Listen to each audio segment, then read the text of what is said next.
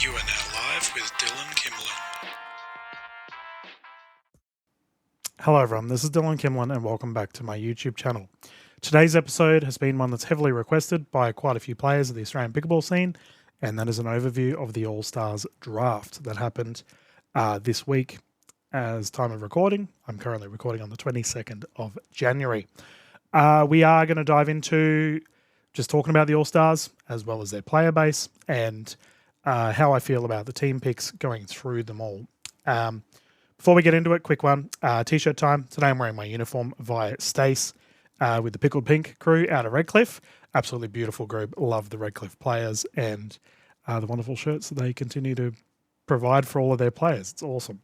So, today's episode, let's talk about All-Stars. So, before I dive into it, a couple of things we need to address. I want to make it abundantly clear that I love this player base. The 40s, 50s, 60s, 70s, I have so much time for. I actively advocate for this group of players non-stop. In the upper echelons of the Australian pickleball scene, I'm constantly advocating for this group of players.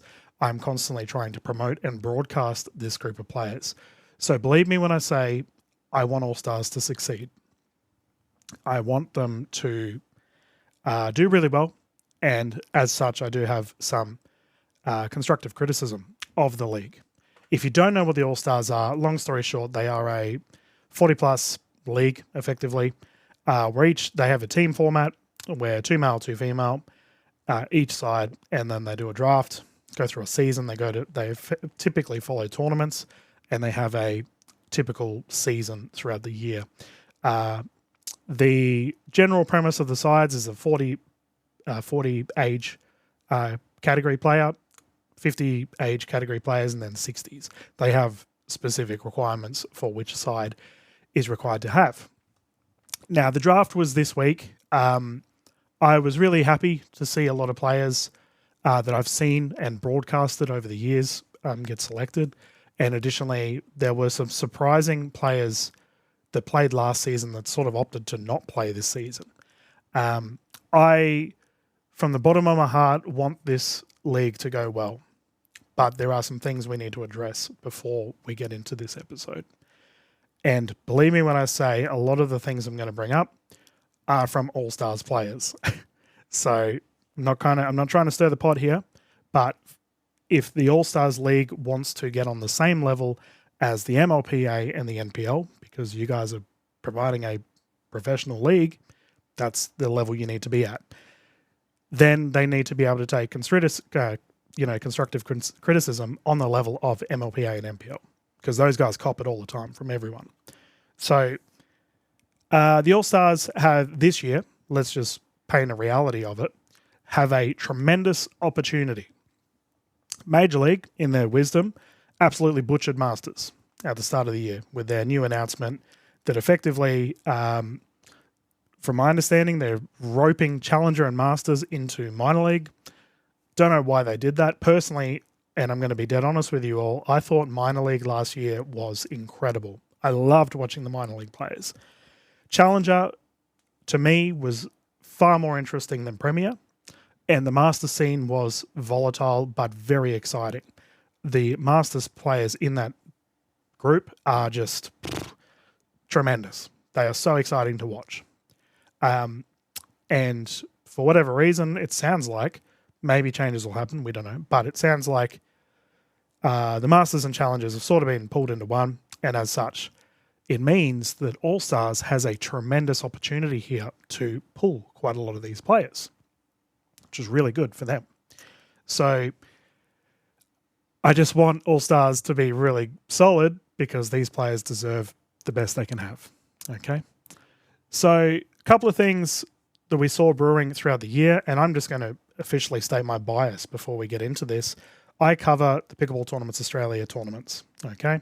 I actively travel Australia with them. And as such, last year I covered quite a few of the All-Stars players as we were kind of aligned, I guess, like we had their events covering with ours. PTA did not make a single coin from All-Stars. Okay? We gave free courts to the All-Stars guys, which anyone that's ever run a tournament knows that the number one cost is venue hire. So we're at a loss there. And unfortunately, there was many times on social media grumbles from the All-Stars, I guess, chain of events, the people running it, regarding getting these free courts, which is just mind-blowing.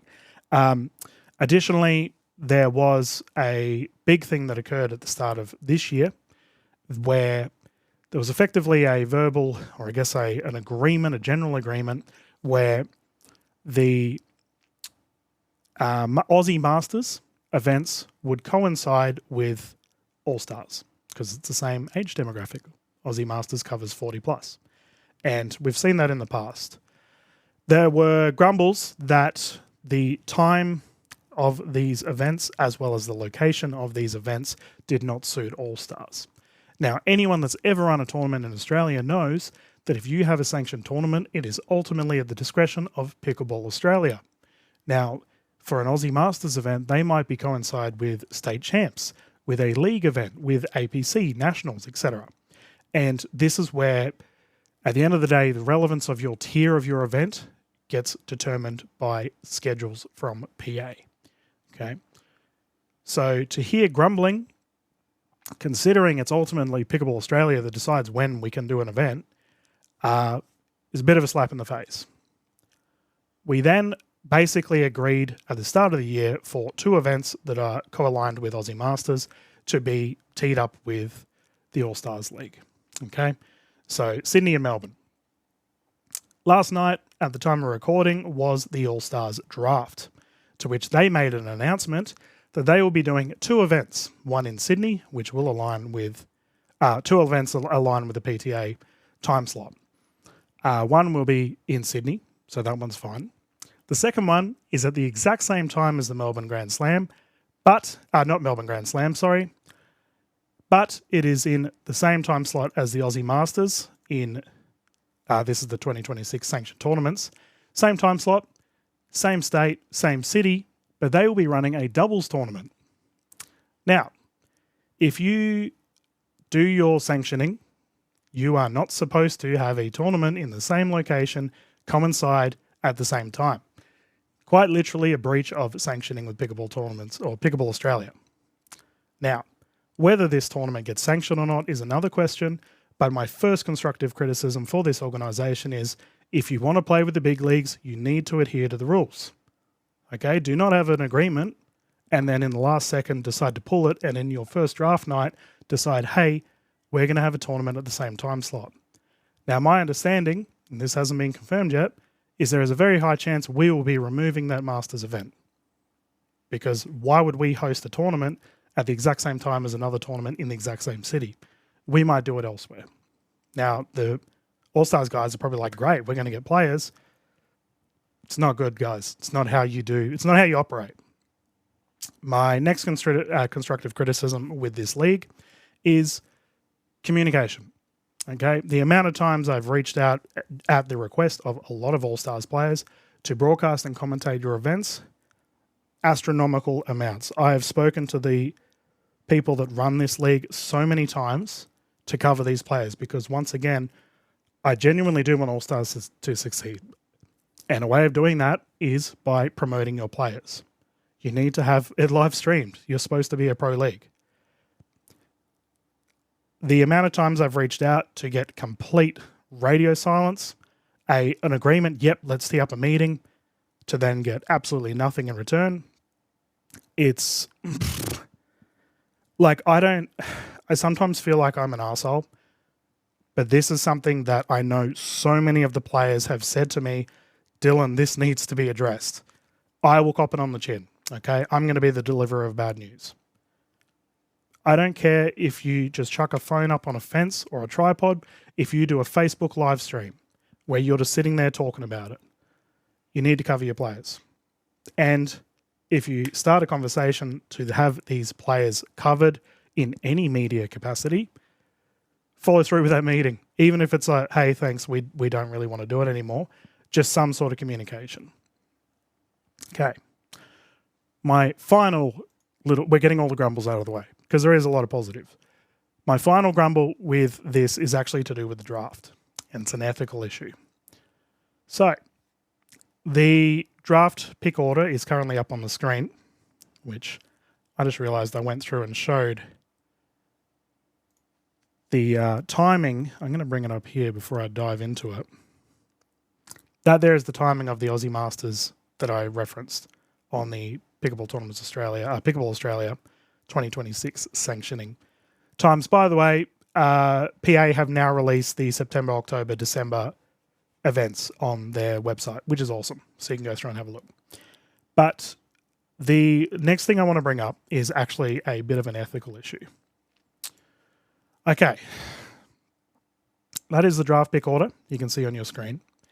And I have no problem at all with a serpentine draft order.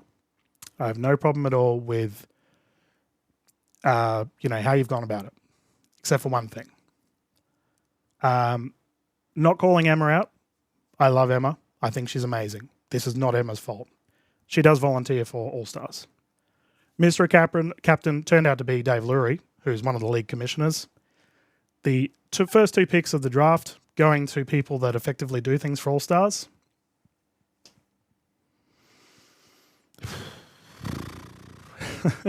And considering your players have effectively bought in to play in this league, this is the kind of thing, if this happened at NPL or MLPA, by the way, guys, if you work or volunteer for a league, you need to not be involved with this league. You cannot be a player. Okay? We have seen in the past, Major League had to learn from this. We had representatives from Pickleball Australia and representatives from MLP or PPA playing in their comps. Can't do it. It is a massive conflict of interest. It is a massive ethical dilemma within the Australian pickleball scene. We are slowly cleaning it up. NPL is also within that conversation as well. If I was a captain and I saw that the first two picks were people that worked or had an affiliation with All-Stars, I'd be pulling out. That's me personally. I'm an arsehole. We've agreed on that. You can't do this again. Okay, and I've been told that apparently it was a random draw. If it was a random draw and that occurred, you redo it. Straight up. You just redo it. You cannot have this. Okay. Grumpy Dylan out of the way. Things to be worked on. Hopefully the players see this and discuss it. I think you have so much potential. You truly have so much potential. But you need to clean these things up. Number one being these ethical issues, but also your communication. Just general communication and clarity, which ironically seems to be the number one problem with a lot of our leagues here in Australia. Okay. We can be happy again. So, you can see there on the list, we have a bunch of captains that have been picked. Now, these are superstars. Make no bones about it. I've covered pretty much all of them. I will say I've probably covered at least 70% of the players on this list. There are some names I'm not familiar with. I won't give an opinion if I haven't covered you. That's just fair, right? But let's go through some of the captains first. So Emma Jones-Perrin, obviously, absolute superstar. She plays very well. I think 25. She, from a master's point of view, I don't know how would you would determine Emma. I would say that she was one of the most improved players of 2025. Exceptional player. Will come out and she has a very solid team this year. We go on down the list. Rachel Early, another great player. I'm not going to talk about Lurie. We've covered him. So Rachel, just a consistent female pick. She would have loved being third pick. Pierce Kwan, probably one of the strongest players in this league. Just recently hit 40, so he's got the youth on his side, but also getting fourth pick really set him up to establish a strong team going through. He's also incredibly athletic, very fast hands at the net, has had high-level league experience as well. Kath Griffin from South Australia, what a legend, truly. One of her nicknames is Bunny, and it's obvious because of her sheer athleticism on the court. She can cover everything. good luck lobbing. I mean, she's on the shorter side. You can try and lob Kath and her side. She will recover it. There's no doubt about it. I love covering Kath. I think she's a superstar. Was not surprised at all to see she get captaincy in this season. Then we have Graham Clement. Graham obviously is one of the best Masters players we've seen. How he didn't, I don't know if he applied for MLPA Masters, don't know. Him and Karen Denman to not get, Masters representation. I don't know, maybe they subbed, don't know, but is an absolute travesty. There's no doubt about it. Graham is, simply put, one of the best players in this league.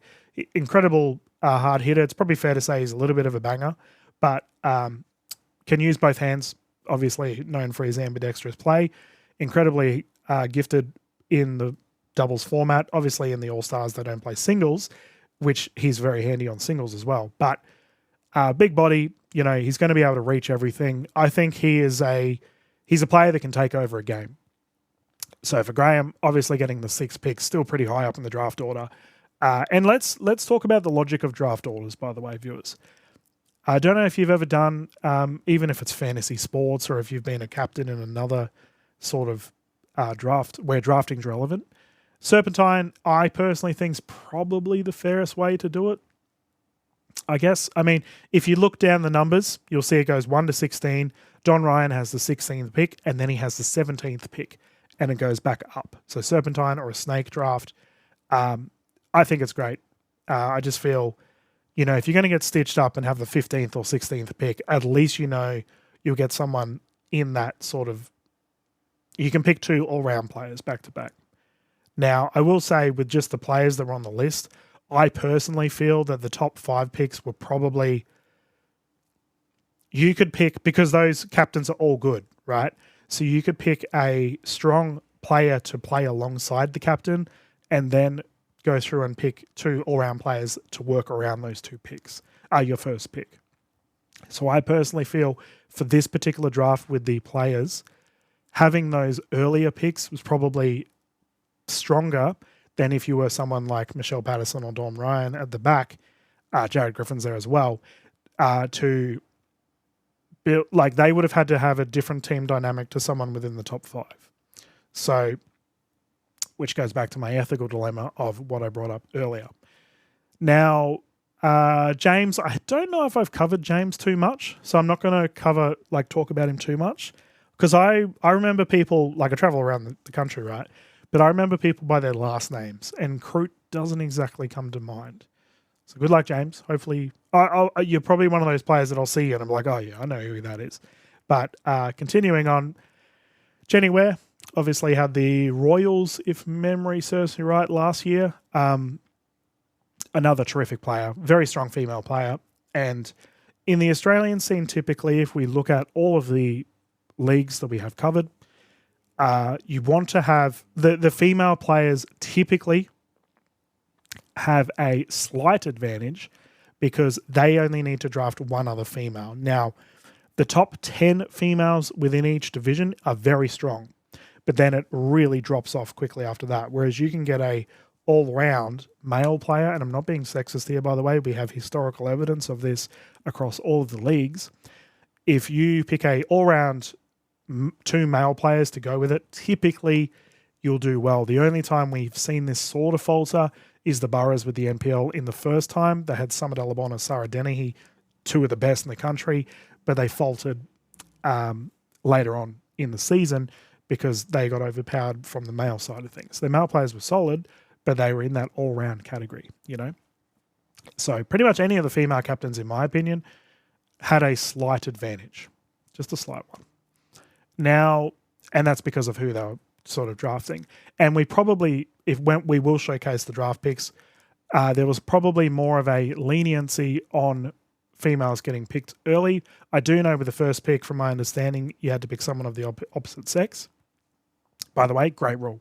I actually like that because it evens up this thing that I'm exactly talking about. So following that, we had Carly O. Carly's incredible. Terrific player. I had the privilege of watching her play recently at Dinkfest in Port Macquarie. She looks incredibly in good shape. what a great player. She continues to get better. You know, I have no doubt in my mind she'll play well this season. Same as Donna McNaughton. What a legend Donna is. Hard hitter of the ball, plays well. Another strong female captain as well. Anne Louise Love, I'm trying to remember if I've covered her at all. It's another name that doesn't immediately come to mind. Diana Sutterby is hilarious, or she'll tell you she's hilarious. Probably one of the biggest smartasses in Australian pickleball. But Diana, by the way, I've gone and butchered her name immediately. She is great and solid player as well. She's one of those morale boosting captains. Being around her, the vibes would be high, as the kids would say. So, you know, solid. Bolton, Rachel Bolton, another solid female pick. Again, you'll notice a lot of our female players are great. They're just good, solid players to be around.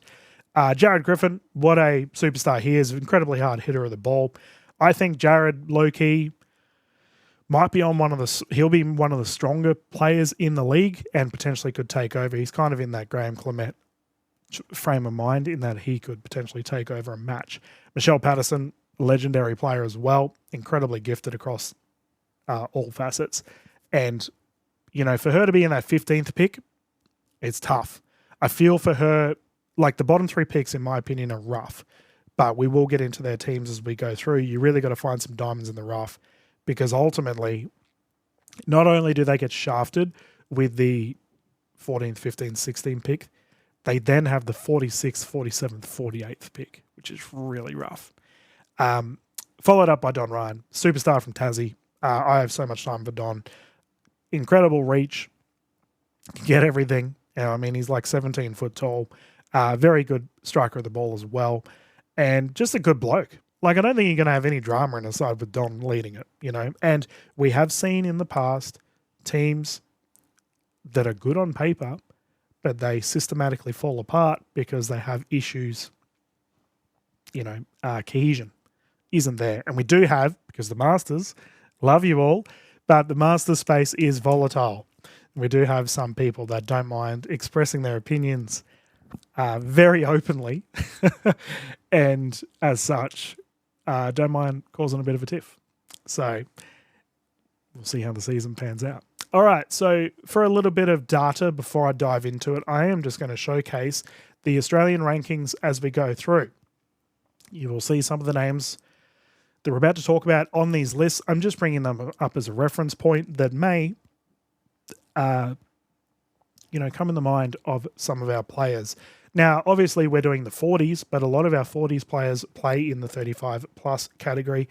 There's some of the names here, you know, Remy Marrock, Ty Winwood. I think Russ Bryce was also on the list, Jane Teo. There's names here that we will see as well. I talked about Michelle Patterson. She's also there in the singles, which obviously singles isn't super relevant to All-Stars, but it does come up. Following that, we then had the rankings for the 50s. Once again, all of this information is via Pickleball Australia's website. Now, for the ladies, we do see the likes of Rosa and Terry, superstars. We have seen some players list themselves as substitutes as well, by the way, which we will see when we get to our final sheet. We then, Terry's shown again there on the women's doubles. For mixed doubles, for the men's side of things, I don't think any of our players were there. And Terry again on the mixed. She is a superstar, no doubt about it. In the 60s, there's Graham. I mentioned him straight away. Don Ryan's there. Paul Breen, I think, was listed as a sub. Could be wrong. We'll find out in a second. Greg Westwood, was he on that list? We'll find out. What a legend he is as well. Incredibly good player. There's Karen Demon, literally dominating. This is what I'm talking about. Like, how does she not get drafted in Masters? I will never understand. But not a problem now because MLPA Masters isn't really a thing. So, Kath Griffin is there on 5 for the 60s women's singles.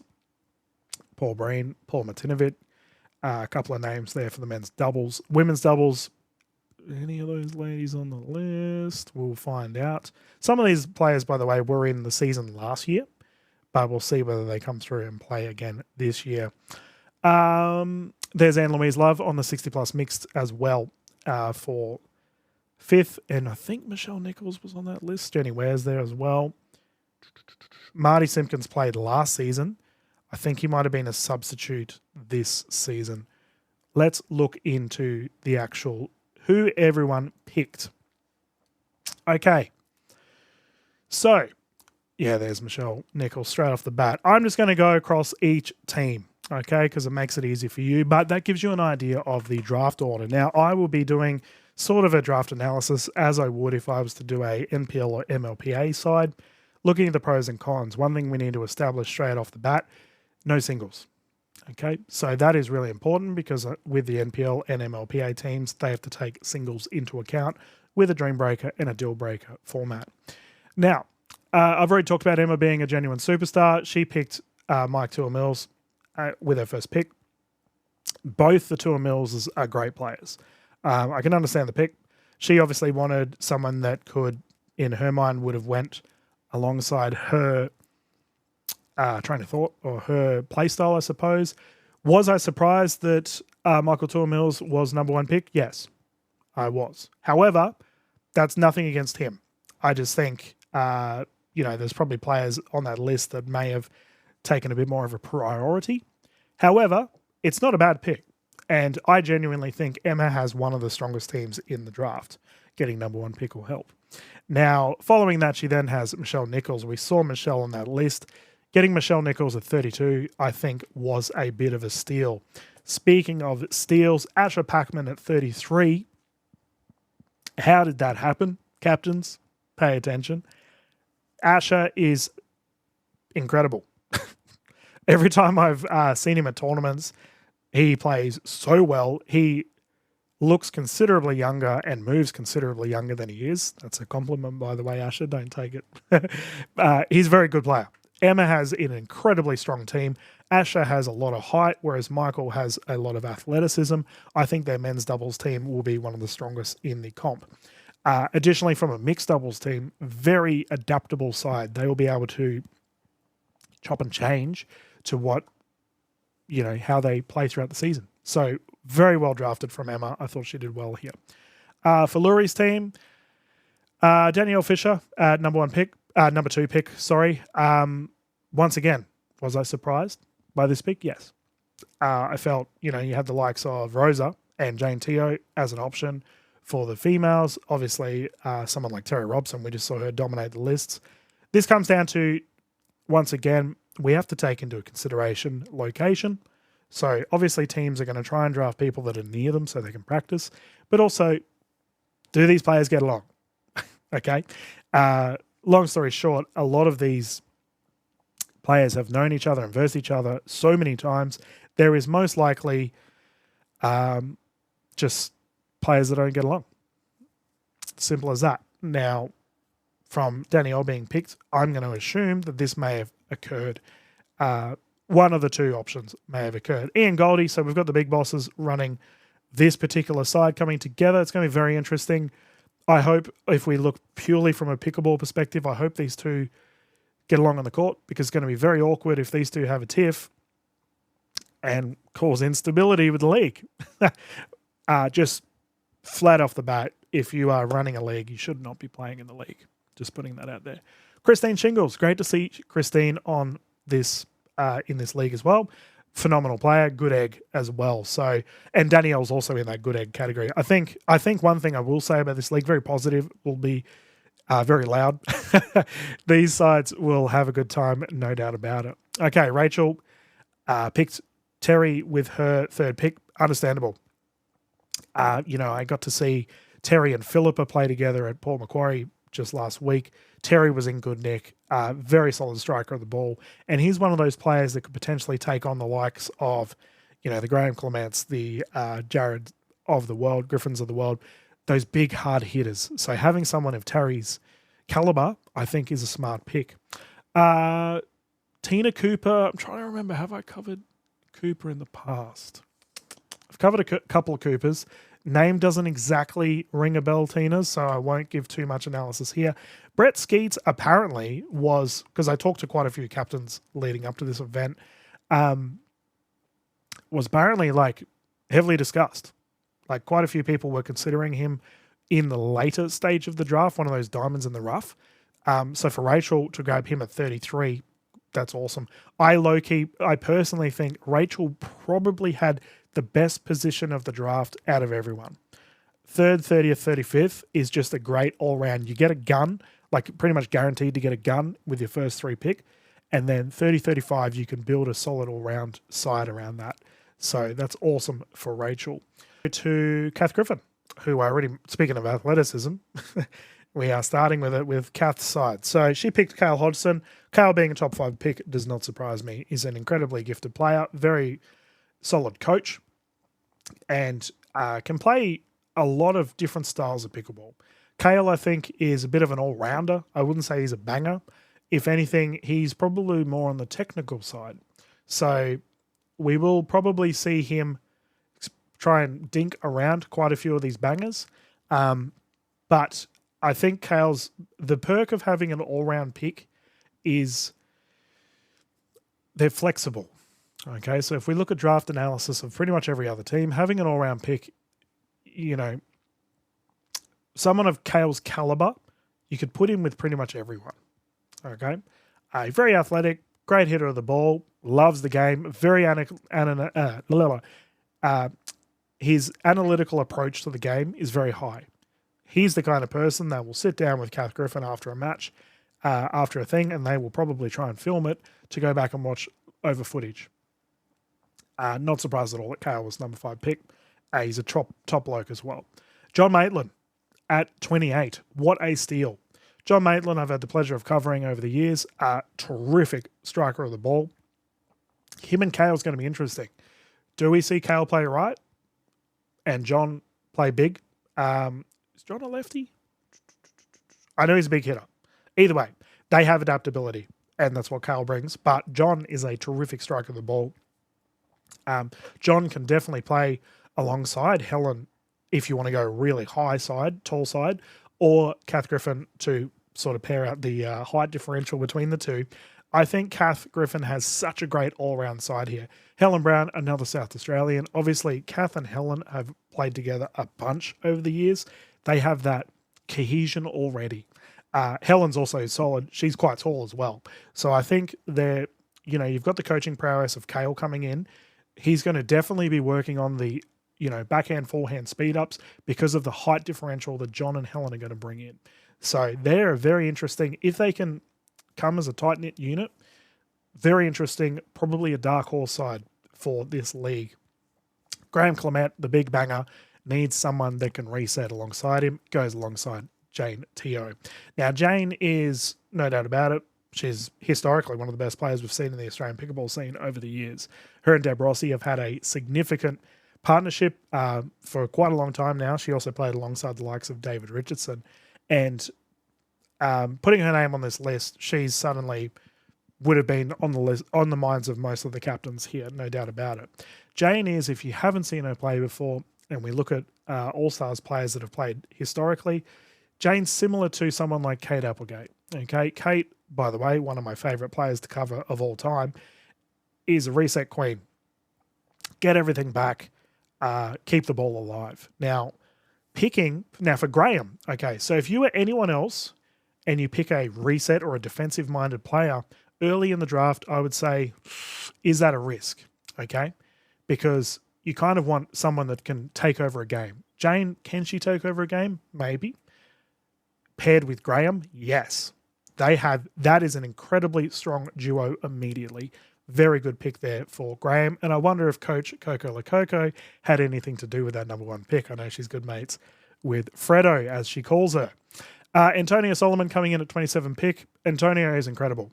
The combination of Antonia and Jane, it's going to be an interesting one. Do we see Jane play on the left? Historically, we have seen Jane play a little bit more on the right, but in this instance, she might try and play a little bit more aggressive. Be very interesting to see how they're going to pair. Antonio can play.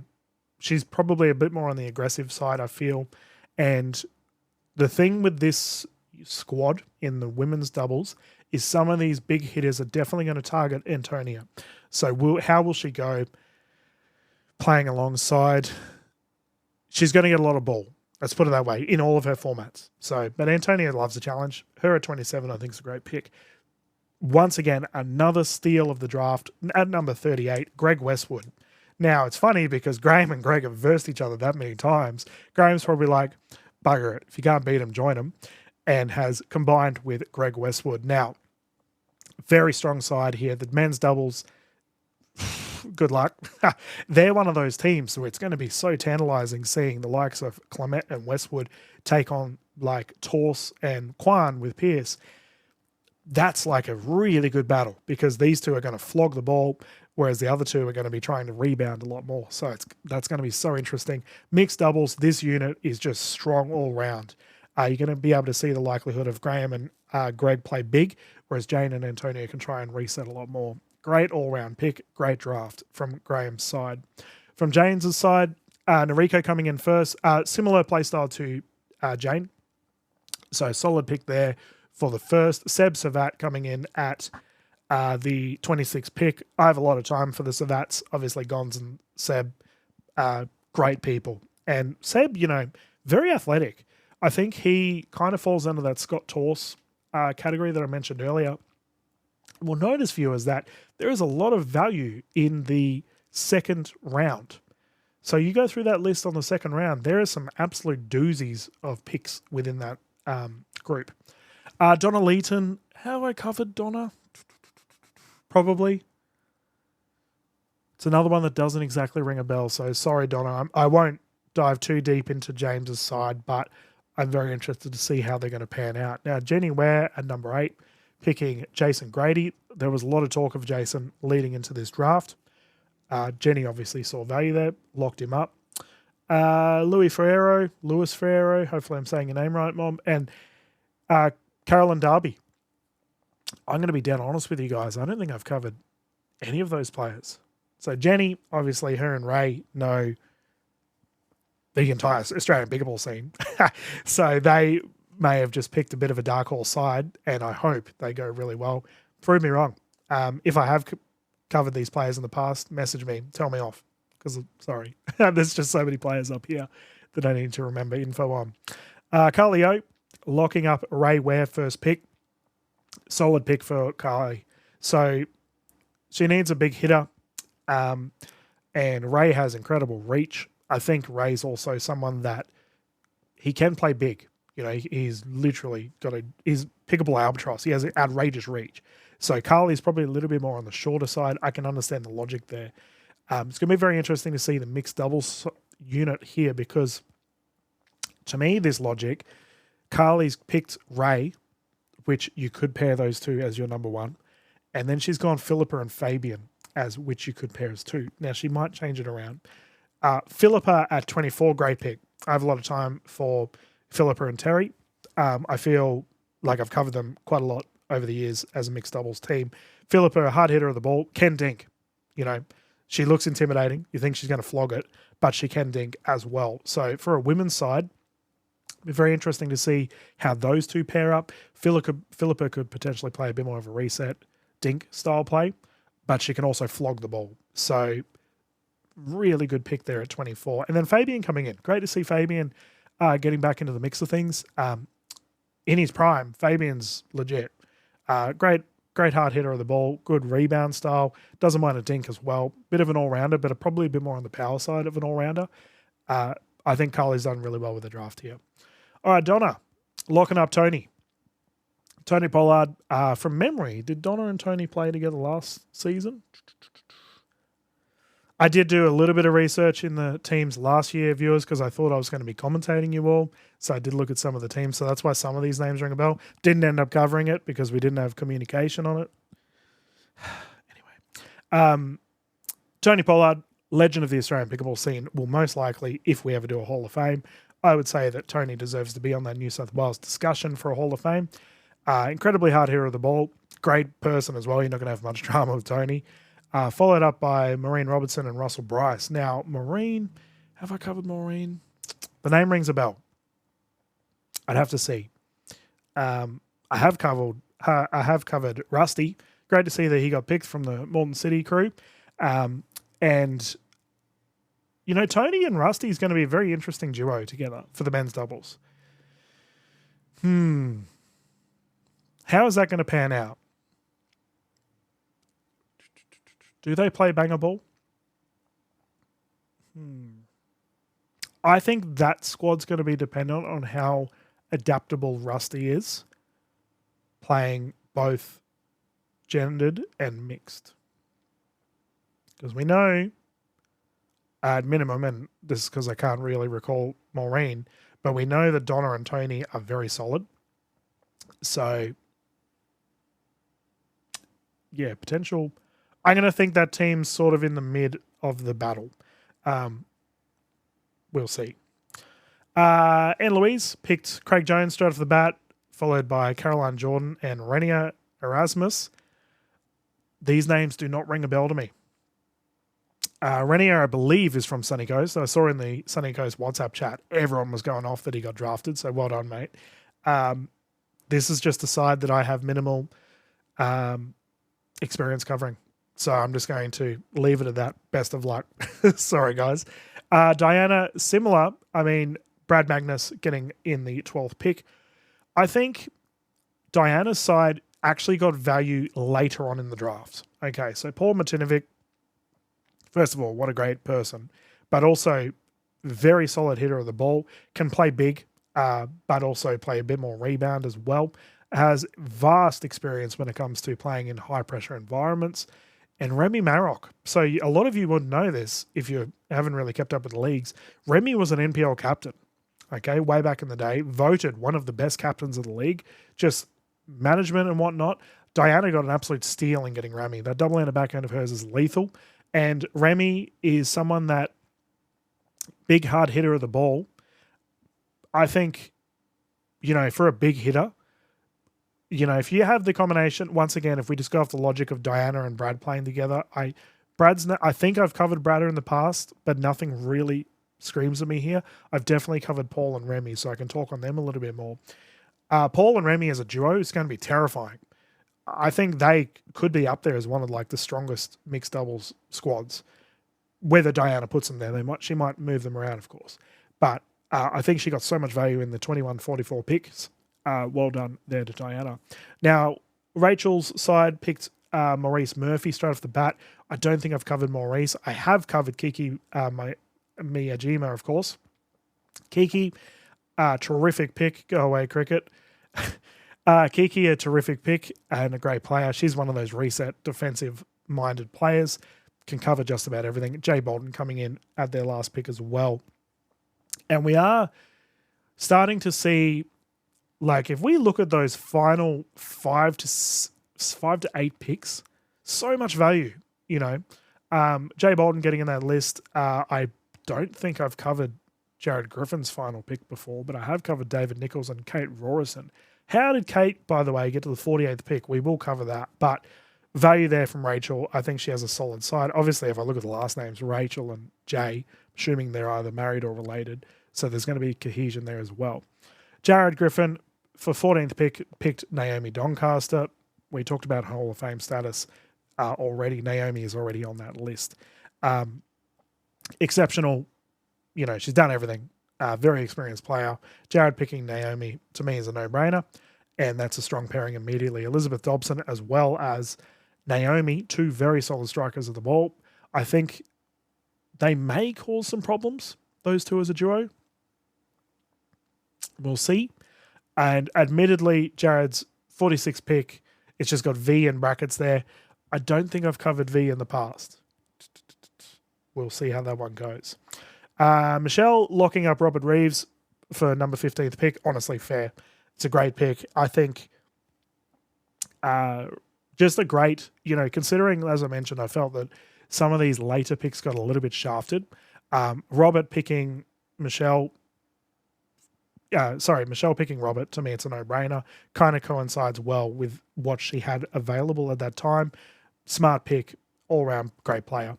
Tracy Harrington, another good player. Michelle and Tracy together, solid. Low-key solid side. And David Nichols, we already talked about, we covered on the rankings, is a great pick. 47th, that's value. So solid pick there from Michelle coming in at 47th. All round, pretty solid side. I think she's done incredibly well considering she was so late in the draft. Then finally, Don Ryan, who you could argue had the worst position in the draft. So the big Tassie gentle giant locked up Terry Robson at 16. Terry, similar to Rosa, probably a little bit volatile. And I talk to Terry all the time. She won't mind me saying that. But as we saw in the rankings, she's literally one of the best players in Australia when it comes to the master scene. Her and Rosa are in that echelon. Okay. By the way, expect absolute fireworks with the matches between Don and Pierce because the two ladies are going to be head to head. It's going to be awesome. So Don locking up Terry. Terry going at 16. Travesty. But Don would have been like, thank you. Getting someone of her quality at 16 to me is just a no-brainer. She's going to run riot. And she will be cranky. By the way, just heads up to you all. The fact that she got picked 16 after absolutely, we saw in the rankings, like one of the best players in the country, she's coming for you all. Just a heads up. She's going to be cranky. So you got that to deal with. Shen Tay coming in at 17. So Don went Terry, followed by Shen. If we look at the Serpentine, two solid picks straight off the bat. So if we scroll up the list, looking at what other picks were available, who else could you have considered that maybe, better than Shen? And Shen, I love you, mate, but I'm just being draft analysis here. Who else could you pick? Maybe a Greg Westwood to go with Don Ryan for that tall.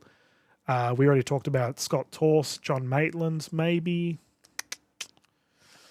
Yeah, but honestly, I get the Shen pick. Don can play big. Shen can try and reset and play a little bit more adaptable. He is one of those adaptable sort of players, very athletic as well, and plays just about everywhere in the country. So he will probably practice with Don in Tasmania. Good to see Shen getting picked. He's a terrific guy and a great ambassador for our sport. Followed by, is this the steal of the draft? I mean, I feel that Scott Torse at 29 might be in that discussion. Who else is a bit of a steal? Asher Packman at 33 is crazy. But Kate Rawson at 48. Kate is very good. The Sunny Coast superstar I've covered in the past. Can hit the ball incredibly hard. Her and Terry, oh my goodness. Good luck talking smack to this team. These ladies are going to light you up. They are going to be so aggressive. Their women's duo side, like, if we look at, I'm trying to look at what are going to be the tantalizing matchups here for the ladies. Jane and Antonia versus Terry and Kate. Who else is like someone that could potentially go toe to toe? Carly and Philippa versus Terry and Kate. It's going to be Dobson and Doncaster. Okay. There's starting to be, I mean, Michelle and Emma as well, of course. There's going to be we're looking at matchups, okay, if I'm doing proper draft analysis. From a matchup perspective, that is such a strong team. Don has done incredibly well at 16th pick. Well done, Don. Like, honestly, exceptional effort.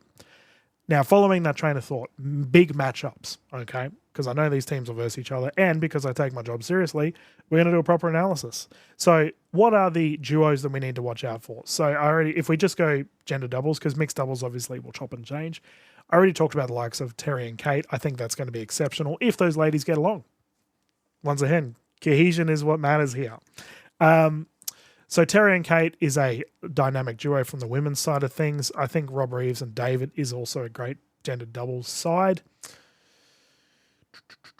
Does any duos immediately scream to me that that's going to be really strong? I already mentioned Tony and Russell. How they will pair is going to be very interesting. Carly just has an all-round good team. Ray and Fabian's going to be low-key. Yeah, as well as Carly and Philippa. Two great gender doubles teams.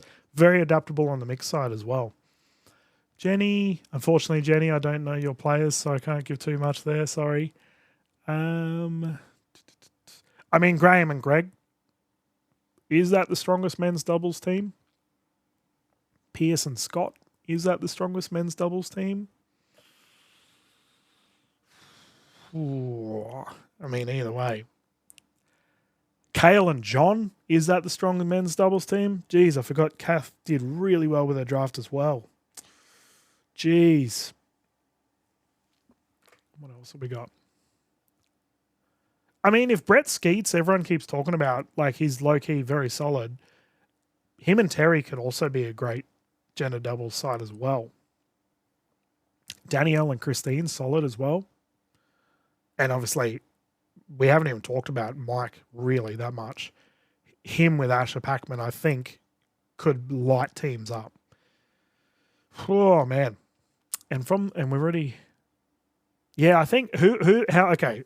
My predicted top 3, and this is a very early call.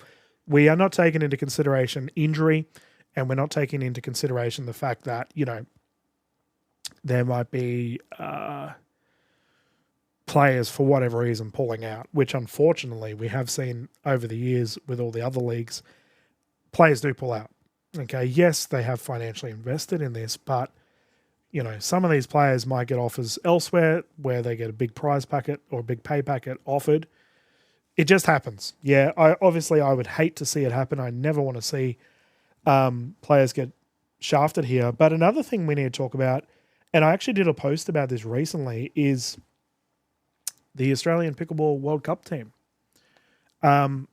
If I don't think dates for it have been publicly announced yet, but there is a real chance that some of these players get picked for the Masters side.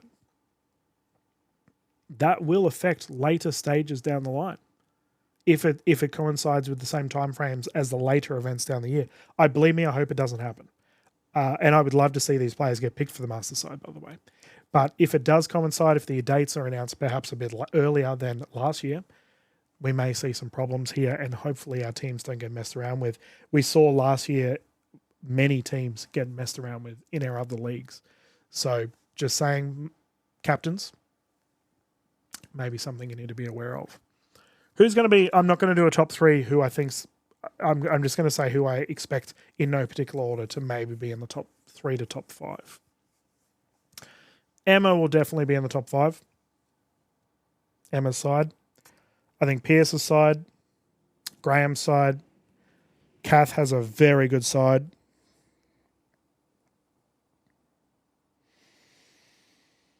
And then I feel it's a mix between Carly's side and Don Ryan's side. Oh, Michelle Patterson has a good team as well. I'm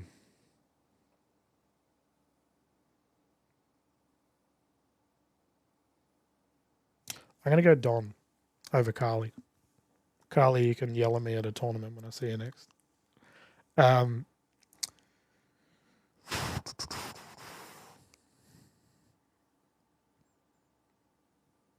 And honestly, if I haven't talked about your team much, it's because I haven't covered your players much. So I could be completely wrong. You might have steals in the draft. But I do feel, just going off of what I've covered, that they are probably my strongest sides in any particular order. Does All Stars do an MVP? If they don't, maybe that's an idea. Because I feel like you might have some MVP caliber players in this list as well. Who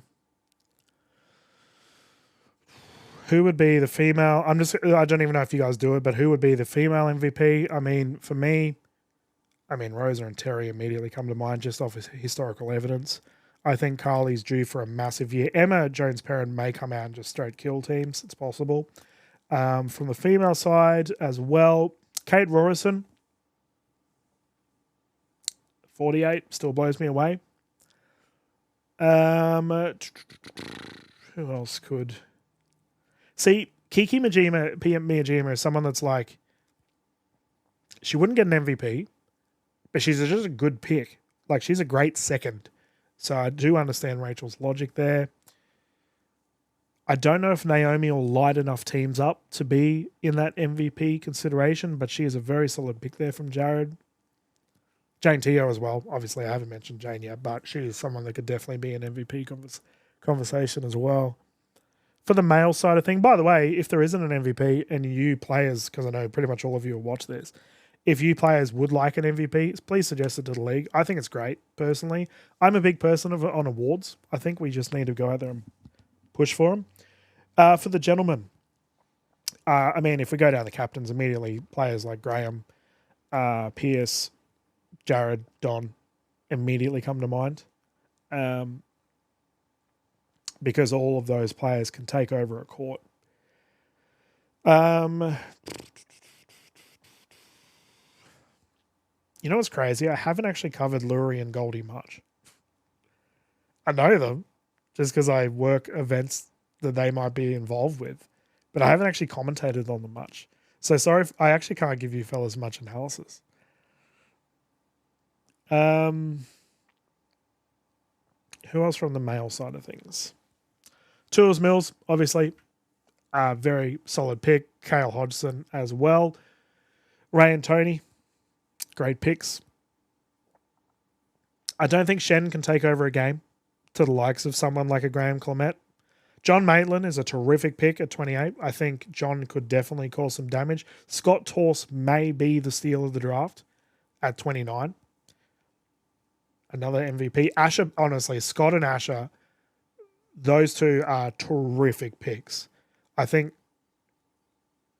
both, depending on Asher's fitness, I don't know how, I haven't really seen him play like long durations of matches because he's like Greg Westwood. Like I've seen Greg in the past have not injury concerns, but fatigue, I guess. If those two gentlemen can keep, fit and firing, look out. Who else from the male side of things? Yeah, that's probably the ones that really scream to me. Sorry, Rusty. But yeah, that'll do it. I'm not going to dive. I think that's enough. But we'll wrap the episode up here. But I do want to, I know I was very critical at the start. All-Stars, I genuinely want you to go well. Truly, I want you to succeed. Please clean these things up and you will be adored by everyone because, we just want what's best for the players at the end of the day. And I know some players have expressed to me the little things I brought up earlier are little grumbles. If you clean those up, you guys will be the top Masters League in Australia. I have no doubt about it. I look forward to hopefully seeing the broadcasts of your players. If it's not me involved, that's cool. As long as someone is covering them, I reckon that would be amazing. Please, hopefully I get to cover you guys in the future. If I do get to cover you guys in the future and you are one of these players that would like to do some commentary, come and talk to me. I'm sure we could work something out. But ultimately, I've been pretty critical of All-Stars. There's every chance they're going to be like, bugger off, Dylan, you're not doing anything with us. If that's the case, so be it. But I do hope you all have a great season. I do look forward to seeing how your teams go throughout the season. And ultimately, I do look forward to seeing how All-Stars progress. Hopefully, you all have a terrific season going forward. And All-Stars has just a memorable 2026. That's all we can ask for. So we'll round out here. As always, if you haven't yet, please follow us on socials. I look forward to seeing this year just go berserk. It already has. And seeing how All-Stars continues to grow. Please like, share, and subscribe if you haven't yet. This is Dylan Kimlin. Thank you very much. Look forward to seeing you on the next episode.